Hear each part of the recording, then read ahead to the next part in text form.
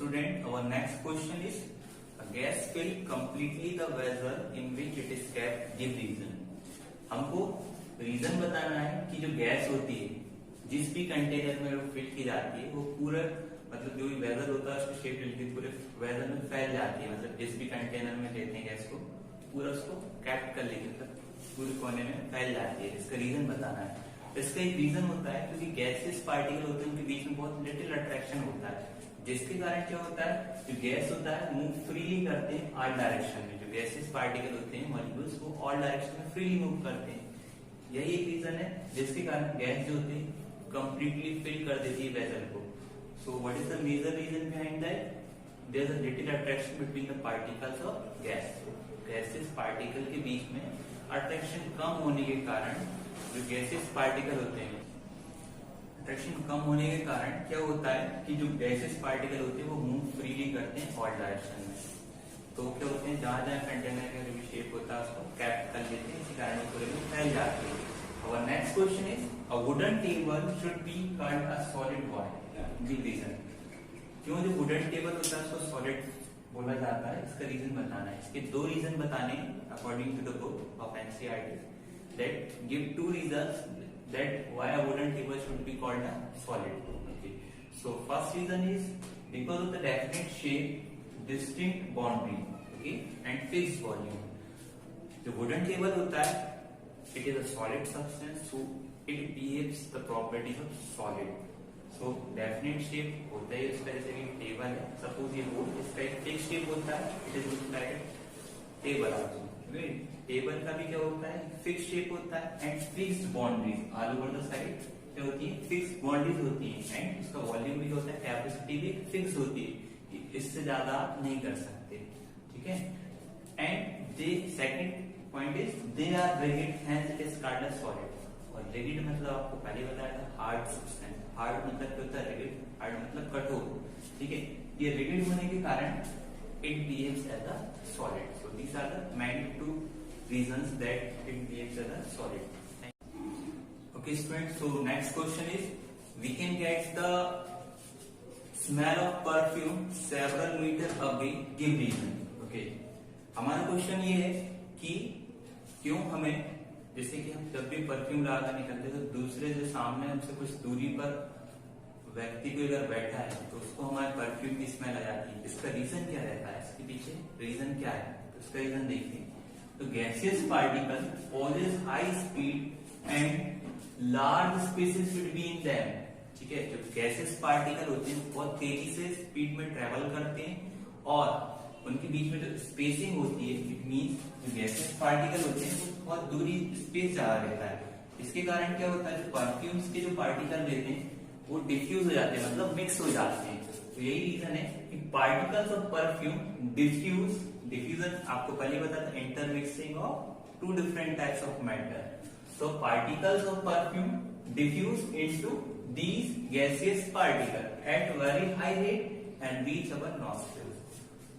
The listeners to smell perfume from a several metre away. अब समझते हैं तो जो गैसेस पार्टिकल होते हैं वो क्या करते हैं हाई स्पीड कॉज करते हैं and second is high speed के साथ साथ उनके बीच में स्पेस ज्यादा होती है। तो इस कंडीशन में क्या होता है जब स्पेस ज्यादा होती है तो जो पार्टिकल्स ऑफ परफ्यूम होते हैं ये क्या कर देते हैं इन स्पेस में के बीच में ये मिक्स हो जाते हैं गैसेस पार्टिकल से बहुत तेजी से। इससे क्या होता है जो हमारी नॉस्ट्रिल्स होती है जो नाक होती है यहाँ पर इजीली जो होती है इनकी स्मेल हमारी नॉस्ट्रिल्स तक पहुंच जाती है जिसके कारण हमें या दूसरे व्यक्ति को बहुत दूरी से परफ्यूम की स्मेल इजीली एनेबल हो जाती है। हम स्मेल कर सकते हैं इजीली परफ्यूम की बहुत दूरी से क्योंकि वो मिक्स हो जाते हैं बहुत अच्छे से डिफ्यूज हो जाते हैं।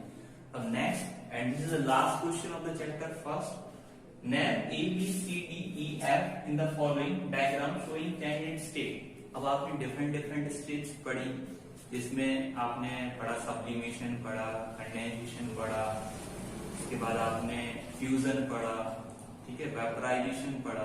तो उसी का टेस्ट ये इसमें डायग्राम के थ्रू आपसे क्वेश्चन पूछा गया है कि अगर कोई इसमें प्रोसेसेस के नाम लिखें जो एबीसीडी जो कॉलम दिए गए हैं इसमें आपको प्रोसेस के नाम लिखने।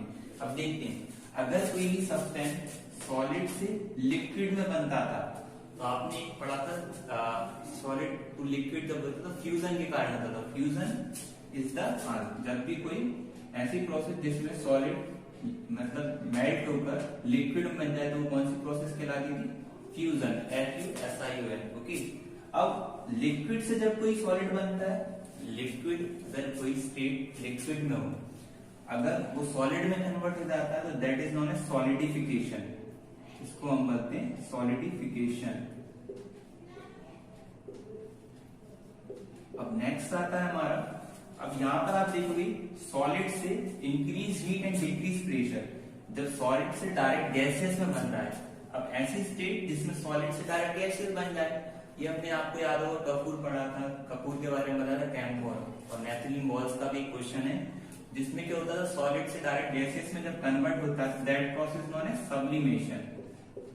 और अगर कोई भी सब्सटेंस या मैटर सॉलिड से गैस में डायरेक्ट कन्वर्ट होता है that is sublimation, and gas से जब भी कोई डायरेक्टली सॉलिड में होगा तो that is also known as sublimation. अगर ऐसा सब्सटेंस, ऐसा मटेरियल जो कि डायरेक्ट गैसेस फॉर्म से सॉलिड फॉर्म में कन्वर्ट हो रहा है तो that process is also known as sublimation, जिसमें लिक्विड में कन्वर्ट नहीं होता है। अब बी के लिए देखते हैं, अगर ऐसी प्रोसेस जिसमें ये एरो शो कर रहा है, देखिए लिक्विड से गैस में, अब जब लिक्विड से कोई भी चीज गैस में कन्वर्ट होती है तो इसको बोलते हैं वेपराइजेशन। आपने पढ़ा लेटेंट हीट ऑफ वेपराइजेशन, जिसमें वेपराइजेशन की बात की गई है।